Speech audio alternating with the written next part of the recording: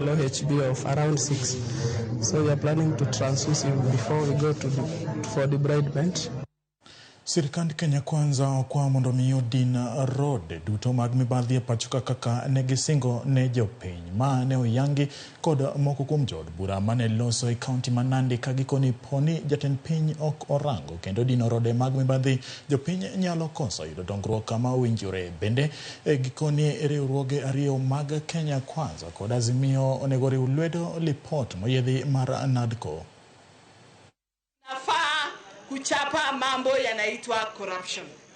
Jana nilikuwa huko Nairobi na tulienda kuangalia ile mafuta inaitwa edible oil ambaye kuna mama anafanya kazi KNTC tayari ameitwa DCI aende andikishe statement. Na ningependa kusema hivi.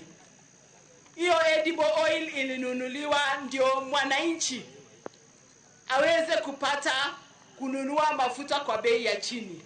Lakini ukienda kwa duka bei ya mafuta bado iko juu. Gharama ya maisha iko juu. Sisi wananchi tunalia. Si ni kweli tunalia wote?